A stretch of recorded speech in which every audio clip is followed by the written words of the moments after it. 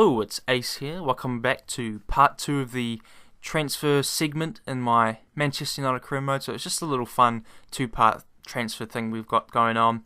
But if you haven't seen the first episode, I definitely recommend you should check that out. And we start here with the shortlist. And last episode I inquired for pretty much all of these guys. I was a bit shocked there to see interest shown by Villarreal, so I had to get that bid done pretty quickly. So I decided to chuck in Ashley Young, because, even though I'm a big fan of him in real life, I just decided that for the sake of a career mode, I want to be a bit fun. So I brought in, put him in the deal, and I wanted to bring RU in just to make it, bring some youth into the team. And he's actually a very good player.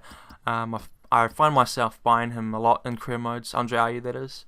Very young and underrated, very underpriced as well in terms of what he can achieve in the future. He's usually like 84, 85, but that was the Falcao bid there. I wanted to check that out, and I'll come back to that later.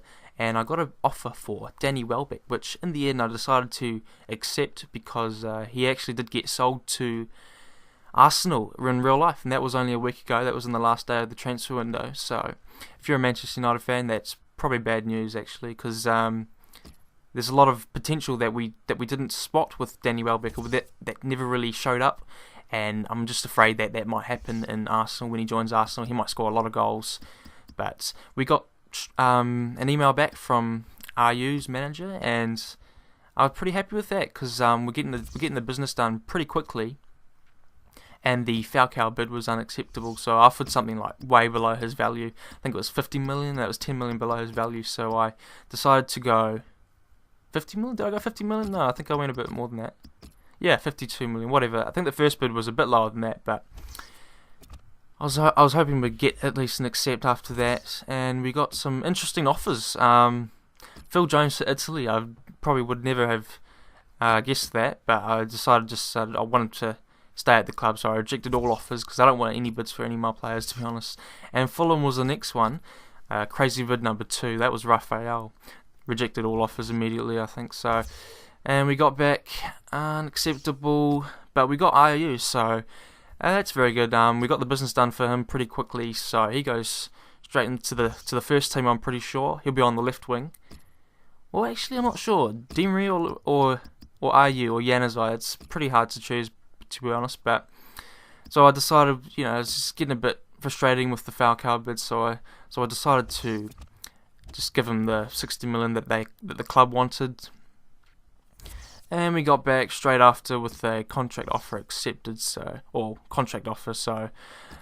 usually I find myself offering what they want because I don't like to piss around with contract offers. I hate getting rejected offers. I just don't like it. It wastes time. And I think a lot of professional football teams would benefit from doing this as well in their transfer windows, because I don't really like the idea of a transfer deadline day. It just gives the incentive for all the teams to do their business on the last day. It's pretty much like Christmas shopping, it's just everything's a rush. And take Chelsea for example, they got it all done pretty early, didn't they? And it's a bloody killing for fans. They have to wait months and months for their teams to sign their favourite players. But now Falcao is a Manchester United player, and that's on a permanent deal as well, not on a loan deal. But I think maybe at the end of the season in real life, Manchester United will probably get Falcao on a permanent, and I think that'd be a good move for him as well. But after that, I went to the budget, and I usually find myself with the budget on like 80-20 mark. I think that's probably the most well balanced. So if you're in doubt whether to have more wages or more funds, I'd go for that mark around there. And now I was just getting ready for the first friendly of the season, the first game of the season, and I was actually thinking of trying out a more experienced team, probably my best team, because I wanted to try out what the 5 at the back, the Louis van Gaal formation. But at the moment we've got a 4-4-2, so you'll find before the start of the first game that the formation will be changed. But I had a bit of a dilemma there if I wanted to go with Januzaj or RU. But yeah, so that was RU, by the way. He's 78 overall. He's a very underrated player in my opinion. He's got all the skill sets. He does everything, and he'll be a good winger. I'm pretty sure we'll see him in real life in a couple of seasons. I think he's going to be moving abroad, going to other places. He'll go to a Champions League club, no doubt, and you guys will definitely see him in a couple of seasons. But yeah, just getting the team ready. And if I could add in, I did see Falcao when he was 78 overall, and that was in FIFA 10. I used to buy him all the time in my career modes. He was 78 overall. He played for Porto, and no one knew. I don't think anyone knew him when he was at Porto. And then I just decided to buy him a couple of times. Just keep using him, and then what do you know? Like a couple of seasons later, a couple of FIFA games later, that is, he's 80. What was he? 88, I think. I'll go back and have a look. I forgot what overall he was, but yeah, it just shows what scouting players can do on FIFA. Scouting young, underrated players can do to you on FIFA. But here we are, Old Trafford, Theatre of Dreams, ready for the first game of the season, first pre-season game, trying out a more experienced team, and yeah, the stands look a bit dim, don't they? There's not a lot of people there. I really don't know what team that is. They have a nice shirt though, don't they? And there's Strootman there, the new signing. He doesn't have the game face, Kevin Strootman, but you'll see Andre Ayew has a game face. It looks pretty cool, doesn't it? I love game faces. There's going to be more game faces in the next FIFA. I've just played the demo, and there's pretty much everyone has a game face.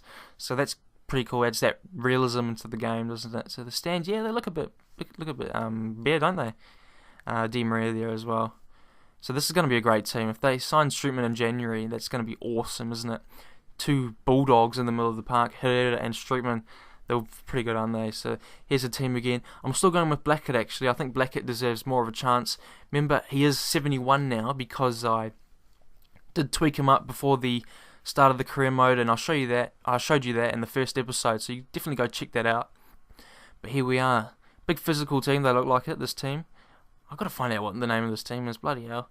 But there's Ayew there. He's going to have a good game or not.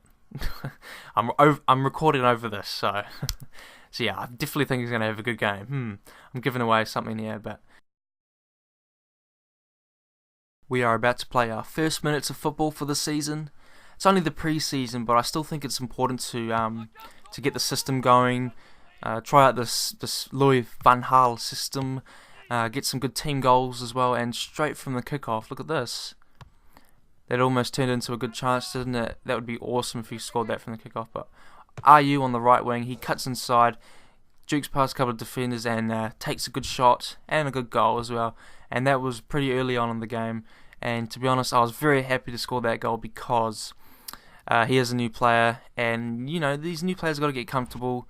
You know, when I watched the Di Maria's first game, I just wanted him to get on the ball and score some goals because it'd be awesome if they could just get straight into the team and just find their way. And I think Ayew's done that here. By the way, Di Maria did have a pretty good game against Burnley in the EPL, but straight from that, I'm pretty sure I was pretty comfortable after that. I couldn't really remember, but I knew I had everything under control because the other team weren't doing a lot, and some good high attacking defending, if you could call it that, from Tyler Blackett. He was well up. He was well advanced, pretty much. And yeah, he just helped score that goal. Falcao scored it, but the thing I liked about this, and I'm going to show you a couple of replays as well. Obviously, that team is pissed. The fans are happy, but I want to show you a couple of replays because look at that. That looks nice, doesn't it? Good ferocious shot. He didn't care where he shot that ball, just as long as it was going at 1,000,000 miles per hour. And now, the next replay, I want to show you, look at this. This is what I hope to have in real life. Look at these two players just running for it. And that's Rooney and Falcao, the two best strikers in the world, supposedly, or arguably two best strikers. And they're just running for that ball, and don't know what that's about. I think like an invisible player there. I don't want that, but maybe we've got 12 players on the field, I don't know. But you can see everyone's happy there. And Tyler Blackett was actually defending high up the pitch, and nice through ball there, and that's pretty good for a young player to get involved in that game there. But that was the end of the first half, and I decided to make some quick changes, give someone else a run, and so I brought on Shaw. Shaw needs to be getting some game time. He hasn't been playing actually in real life. I hope he plays on Monday against QPR. That'd be awesome, a home debut for him. But Ayew, he's had a good game, so I brought him off, put on Raphael. Did I bring him off? Yeah, I brought him off. And yeah, I actually like this system. I was actually criticizing the system, Louis van Gaal's system, but I actually like it. It just gives you more attack, but I do think it's quite hard to use on FIFA. I actually struggled with it, but I think it's worth it, and I think it's worth it in real life. So hopefully they stick with him and he sticks to his guns and keeps using that. And we got a couple of good chances as well. That was pretty close. Luke Shaw getting involved early on in his game. Rooney again with another cross, and that was just a bit of a cluster F, whatever you want to call that. And that was another good goal. So 2-0. Is that 2-0? Is it 3-0? So yeah, as I said before, pretty comfortable game, and we win that game 3-0 at home. So I think I learned a lot from that game, that the system does actually work on FIFA. Any FIFA game, it should work, and I would definitely recommend it if you wanted to use it. But I still think the 4-3-3 is a lot better on the FIFA game, because it just covers all sides of the field more effectively, 3 on each side of the field. But I thought I'd leave it there, and that was the end of the 2-part transfer segment there, and I think that went really well. But if you've enjoyed it, please leave me a like and a comment and a share would be pretty good as well. Also, if you could subscribe, that would be awesome as well. Give support to me, and I can keep making those videos pretty quickly. But thanks for watching, and I'll see you in the next part.